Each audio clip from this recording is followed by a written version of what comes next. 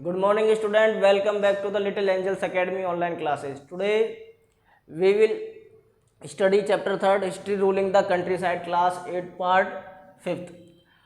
आज हम पढ़ने जा रहे हैं the Munro system. Munro system ये भी एक टैक्स रिवेन्यू की सेटलमेंट था जो आफ्टर परमानेंट सेटलमेंट और मालवाड़ी सिस्टम के बाद में इसको डिवाइस करके इम्प्लीमेंट किया गया। मालवाड़ी सिस्टम जो था वो बंगाल प्रोविंस में था, उसके बाद मालवाड़ी सिस्टम जो किया गया वो northern western part of India में किया गया। उसके बाद आता है the Munro system. Munro system in British territories in south the ryotwari और मुनरो सिस्टम वाज इंट्रोड्यूस। जब मुनरो सिस्टम था जिसको रैयतवारी सिस्टम भी कहा जाता था, उसको ब्रिटिश टेरिटरी जो साउथ में थी वहाँ पर इंट्रोड्यूस किया गया। फर्स्ट टाइम जो ब्रिटिश टेरिटरी थी साउथ में वहाँ पर इसको इंट्रोड्यूस किया गया। Tried on a small scale by captain Alexander Read on territory gain from Tipu Sultan. Tipu Sultan, हाँ, ये ब्रिटिश टेरिटरीज में जो साउथ में थी वहाँ पर सबसे पहले इसको इंट्रोड्यूस किया गया। इसको इंट्रोड्यूस क्यों किया गया? सबसे पहले जो उन्होंने परमानेंट सेटलमेंट डिवाइस किया, उसको इम्प्लीमेंट किया, उसमें बहुत सारी कमी लगी। लोग जो अंग्रेज थे उन्होंने देखा कि टैक्स ज़्यादा हो गया और लोग जो हैं पीजेंट्स जो हैं टीनेंट्स जो हैं वो जमींदार को टैक्स नहीं दे पा रहे हैं और टैक्स जमींदार उनको टैक्स नहीं दे पा रहा है। तो वहाँ पर क्या हुआ, बहुत सारी जमींदारियाँ जो है वो सोल्ड ऑफ हो गई ऑक्शन में। उसके बाद में मालवाड़ी सिस्टम लाया गया जिसमें पूरे महल को यानी कि गाँव को जो है पूरे उसकी मेजरमेंट की गई, सर्वे किया गया, तो पूरे गांव से कलेक्टिव रूप में टैक्स लिया जाने लगा। वो भी वहाँ पर असफल रही, अनसक्सेसफुल रही नॉर्दर्न वेस्टर्न पार्ट में। उसके बाद में लाया गया द मुनरो सिस्टम, जो कि कहाँ पर लाया गया? वो लाया गया था ब्रिटिश साउथ इंडियन टेरिटरीज में, जिसको कि रैयतवारी नाम से भी जाना जाता है। सबसे पहले रैयतवारी सिस्टम को किसने ट्राई किया था? उसका नाम था अलेक्जेंडर रीड। ये ब्रिटिश ऑफिसर था जिसने इसको सबसे पहले ट्राई किया था। He was tried on a small scale. उसने इसको छोटे पैमाने पर यानी छोटी सी जगह या छोटे एरिया में इसको इम्प्लीमेंट किया, ट्राई किया। और वो कौन ब्रिटिश ऑफिसर था? उसका नाम था अलेक्जेंडर रीड। और कहाँ पर किया? वो किया था टेरिटरी गेन फ्रॉम टीपू सुल्तान। वो टेरिटरी जो उन्होंने मैसूर के टीपू सुल्तान से गेन की थी, मैसूर के टीपू सुल्तान को हराकर जो टेरिटरी ब्रिटिश कंपनी ने गेन की थी, उस पर उसने सबसे पहले अलेक्जेंडर रीड नाम के ब्रिटिश ऑफिसर ने इसको ट्राई किया गया था एक स्मॉल स्केल पर। इसका स्मॉल स्केल का मतलब है एक छोटी टेरिटरीज पर। Developed by Thomas Munro, this system was gradually extend all over south India. इसके बाद में इसी सिस्टम को डेवलप किया किसने? थॉमस मुनरो नाम के एक ब्रिटिश ऑफिसर ने। किसने किया? थॉमस मुनरो नाम के ब्रिटिश ऑफिसर ने किया।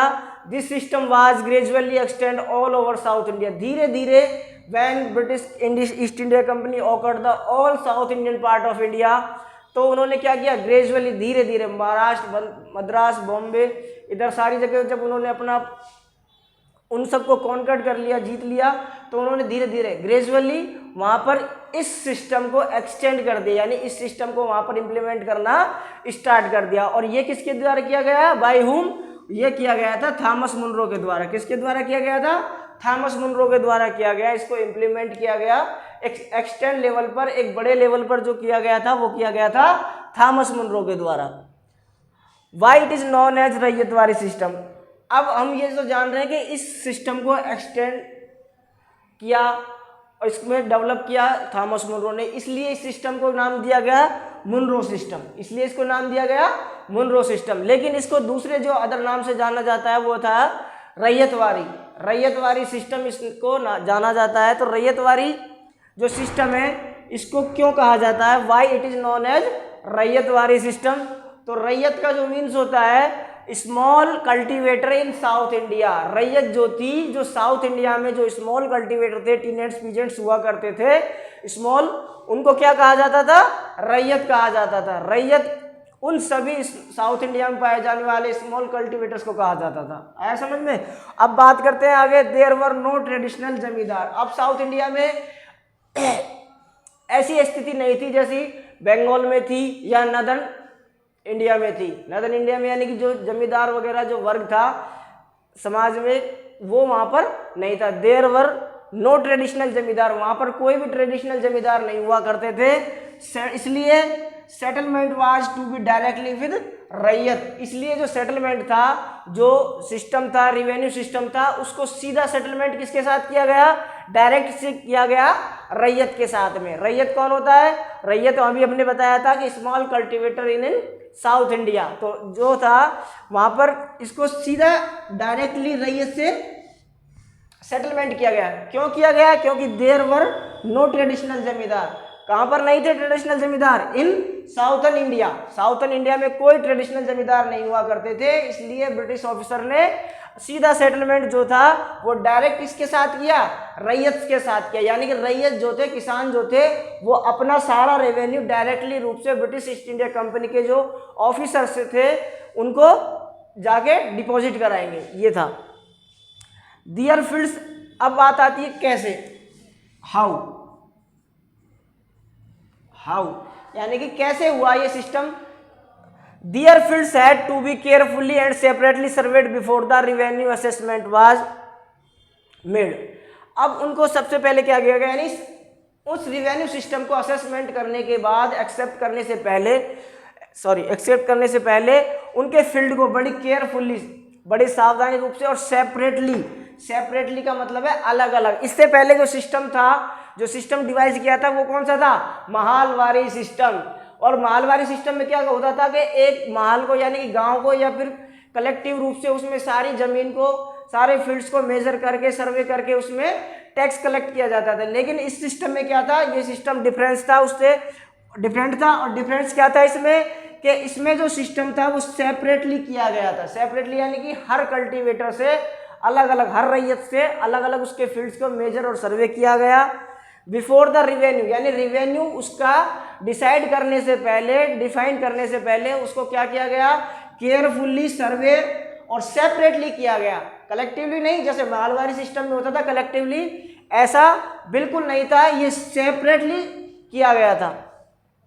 Then revenue was collected by the individual separately.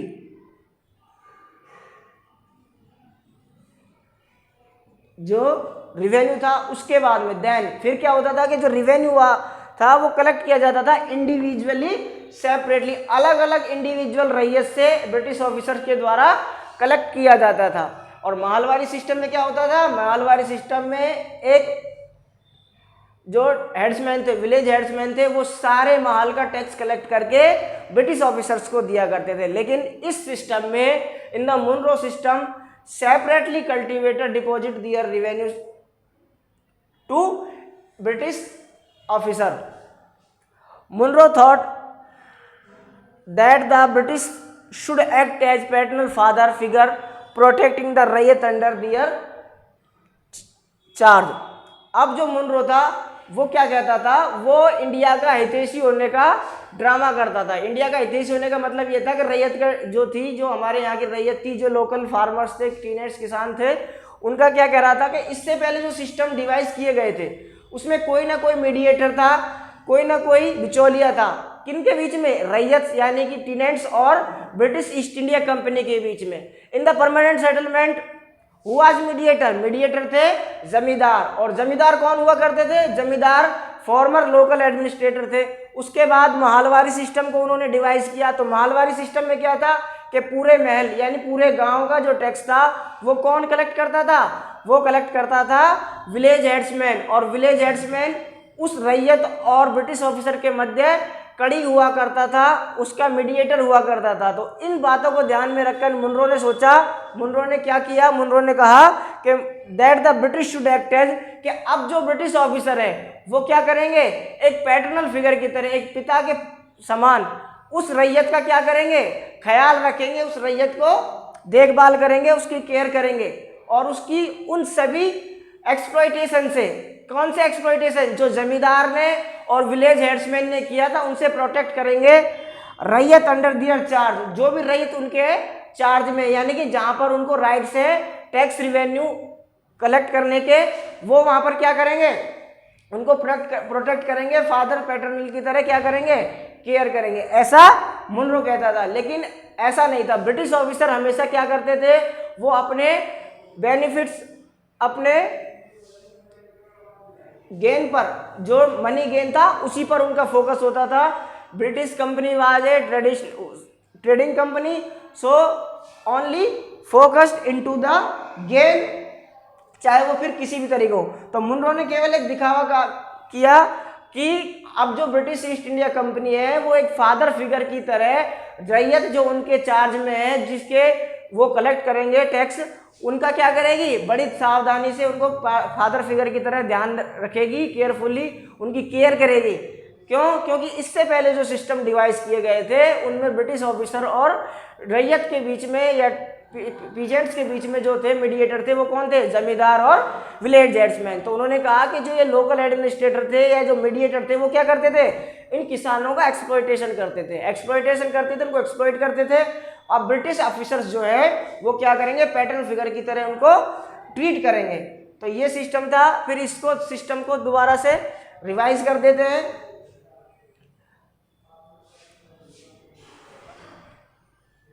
हाँ, Munro system was devised after the Mahalwari system, और ये कहाँ पर इंट्रोड्यूस किया गया था, in southern territories in India, दक्षिणी भारत की जो क्षेत्र थे वहाँ पर। मुनरो सिस्टम को रैयतवारी सिस्टम के नाम से भी जाना जाता है, और इसको सबसे पहले स्मॉल स्केल पर ट्राई जिसने किया था वो था ब्रिटिश ऑफिसर अलेक्जेंडर रीड, जहाँ पर उसने सबसे पहले उस टेरिटरी जो कि मैसूर की थी, जो उन्होंने किससे गेन की थी, टीपू सुल्तान से, सबसे पहले उसने वहाँ पर उसको ट्राई किया एक स्मॉल स्केल पर। उसके बाद में इसको डेवलप किया, इस सिस्टम को डेवलप किसने किया, थॉमस मुनरो ने, और इसी थॉमस मुनरो के नाम पर इस सिस्टम का नामकरण किया गया। दिस सिस्टम वाज ग्रेजुअली और इसको धीरे धीरे एक्सटेंड किया गया all over south India after the conquered south Indian territories by British officers. Why it is known as ryotwari system. अब हम ये तो जान गए हैं कि इसको मुनरो सिस्टम क्यों कहा गया, क्योंकि इसको डेवलप किया गया था थॉमस मुनरो के द्वारा on extend level. But ryotwari system इसको क्यों कहा जाता है, small cultivator in south in India. जो रैयत जो थी उसको साउथ इंडिया में स्मॉल कल्टीवेटर थे उनको क्या कहा जाता था, रैयत। और इसमें सीधा रैयत का जो कॉन्टैक्ट होता था वो ब्रिटिश ऑफिसर से होता था, इसलिए इसको क्या कहा गया, रैयतवारी सिस्टम कहा गया। देयर वर नो ट्रेडिशनल जमींदार, जैसा कि नदर्न इंडिया में हुआ करता था कि वहाँ पर जमींदार नाम का एक वर्ग था बीच में, लेकिन यहाँ पर साउथ इंडिया में कोई जमींदार वर्ग नहीं होता था, कोई ट्रेडिशनल जमींदार नहीं होता था। इसलिए जो ब्रिटिश थे उन्होंने सेटलमेंट किया डायरेक्टली किससे, रैयत से। रैयत कौन थे, स्मॉल कल्टीवेटर। अब कैसे किया उसके लिए अब हम देखते हैं कि their field had to be carefully and separately surveyed. किनके फील्ड्स, उन रैयत के, यानी प्रत्येक रैयत का या प्रत्येक पीजेंट्स का अलग अलग सेपरेटली उसके फील्ड्स को सर्वे किया गया, बड़े सावधानी पूर्वक, carefully, and before the revenue असिस्टमेंट, यानी कि उस रिवेन्यू को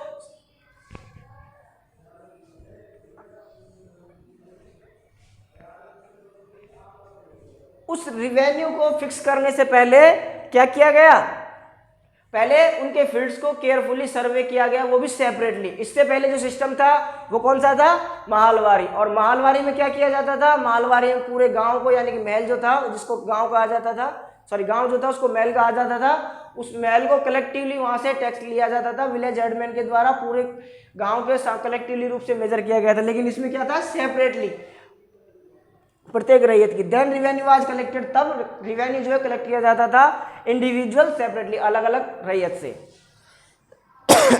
मुनरो थॉट, और मुनरो ने क्या कहा गया कि इससे पहले जो सिस्टम डिवाइस किए गए थे कंपनी के द्वारा, उसमें जो मीडिएटर हुआ करते थे, जमींदार, विलेज हेड्समैन, वो क्या करते थे, उन रैयत्स का, उन पीजेंट्स का क्या करते थे, एक्सप्लॉयटेशन करते थे।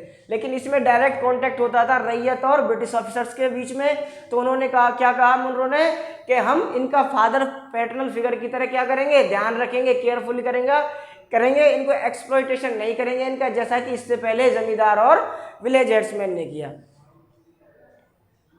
अब हम आगे बात करते हैं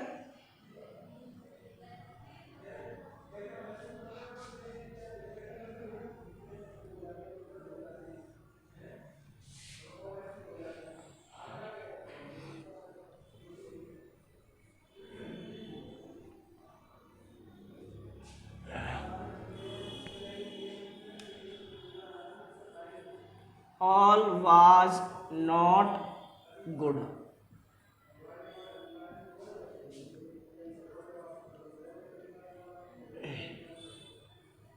परमानेंट सेटलमेंट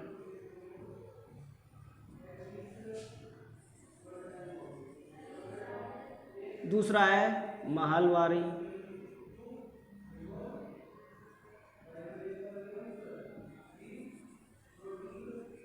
और तीसरा है मुनरो या फिर रैयतवारी।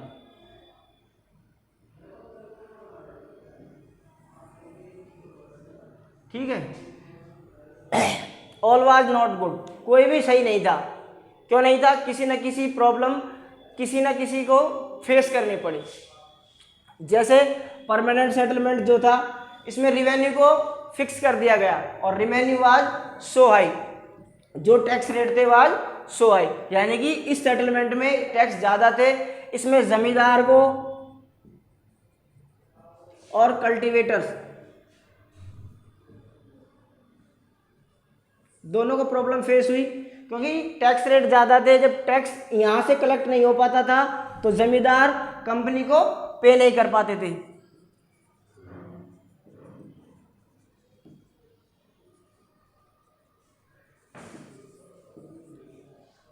जमींदार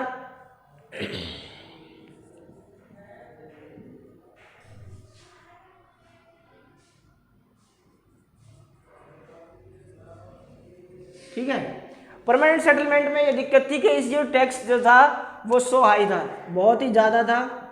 अब हाई होने के कारण ना तो पीजेंट्स जमींदार को पे कर पाते थे और जमींदार कंपनी को पे नहीं कर पाता था। इससे क्या हुआ कि ब्रिटिश ईस्ट इंडिया कंपनी, जो कि एक ट्रेडिंग कंपनी थी, उसको और किसी चीज़ से कोई मतलब नहीं होता था, वो अपने टैक्स से मतलब रखते थे। तो उन्होंने क्या किया, जिन जमींदारों पे जो टैक्स नहीं दे पाते थे, who could not pay the taxes, they sold off their zamindari at auction, उनकी नीलामी में क्या कर दी जाती थी, जमींदारी को नीलाम कर दिया जाता था। तो इस वजह से ना तो जमींदार खुश थे ना ही पीजेंट खुश थे, तो ये भी सिस्टम सही नहीं था, तो ये चला नहीं। इसके बाद उन्होंने क्या किया, महलवारी सिस्टम को इम्प्लीमेंट किया गया। और ये कहाँ किया गया, ये नॉर्दर्न वेस्ट में, ये बंगाल में, ये नॉर्दर्न वेस्ट में, उत्तरी पश्चिम इंडिया में इसको किया गया महलवारी सिस्टम। महलवारी सिस्टम में क्या था कि कलेक्टिवली रूप से कोई महल, यानी कि जिनको हम गांव कहते हैं, एक सोशल यूनिट हुआ करती थी, इंपॉर्टेंट महल, जिसको महल पुकारा जाता था। उसमें कलेक्टिवली उस गांव की ज़मीन को क्या किया गया, सर्वे किया गया, उसका मेजरमेंट किया गया, उसकी प्रोडक्शन कितनी है, उसमें सारी चीज़ को नापने के बाद में क्या किया गया, एक महल का टैक्स फिक्स कर दिया गया। और जो कौन देंगे, वो विलेज हेड्समैन देंगे। कौन देंगे, विलेज हेड्समैन। किसको देंगे, वो देंगे सीधे कंपनी को। और कलेक्ट कहाँ से करेंगे, इस महल से। इस महल में जितने भी कल्टीवेटर हैं, स्मॉल बिग सब, वो सब किसको देंगे, वो देंगे हेड्समैन को। हेड्समैन किसको देगा, ईस्ट इंडिया कंपनी को। इसमें भी उनको दिक्कतें आने लगी, तो ये भी सही नहीं था। इसके बाद उन्होंने साउथ इंडिया की बारी आई। जब साउथ इंडिया में जब उन्होंने अपनी टेरिटरी का एक्सटेंड करना शुरू किया, अपने एम्पायर को एक्सटेंड करना शुरू किया, तो मुनरो सिस्टम, रैयतवारी सिस्टम, जो कि अभी हमने कुछ देर पहले पढ़ा है, जिसमें अलेक्जेंडर रीड ने मैसूर टेरिटरी जो थी, जो किसके द्वारा, किससे गेन की गई थी, टीपू सुल्तान से, वहाँ पर उसका एक स्मॉल स्केल पर ट्राई किया। और उसको डेवलप करने के बाद में किसने डेवलप किया, मुनरो ने, जो पूरी साउथ इंडियन टेरिटरी थी, जिसको उन्होंने कॉन्कर्ड किया, उसने विकसित किया था। अब उसमें भी क्या था, उसमें भी वो तो ज़्यादातर अपने टैक्स पर क्या करते थे, फोकस करते थे। वो उन्होंने सीधा, तो सारा सिस्टम जो था उसमें उन्होंने केवल, जो ब्रिटिश ईस्ट इंडिया कंपनी थी, वो एक ट्रेडिंग कंपनी थी, तो वो केवल अपने गेन को, ज़्यादातर जो प्रॉफिट है वो गेन होना चाहिए, ज़्यादा से ज़्यादा टैक्स कलेक्ट होना चाहिए। उनकी यही मंशा थी कि ज़्यादा से ज़्यादा क्या हो, टैक्स कलेक्ट हो। और वो ज़्यादातर जो टैक्स रेट थे वो हाई रखते थे, जिससे ब्रिटिश ईस्ट इंडिया कंपनी के साथ ना तो जमींदार खुश थे, ना विलेज हेड्समैन और रैयत, तो यानी कि जो हमारे पीजेंट्स थे वो बिल्कुल खुश नहीं थे। इस तरह से तीनों सिस्टम जो थे, कोई भी ठीक नहीं था, कोई भी ठीक नहीं था, ऑल वाज नॉट गुड। यही ठीक नहीं था। किसमें? इन तीनों सिस्टम में किसी न किसी रूप फॉर्म में, किसी न किसी वे में हर पार्ट जो था, सिस्टम जो था, उसने क्या किए? प्रॉब्लम फेस किए।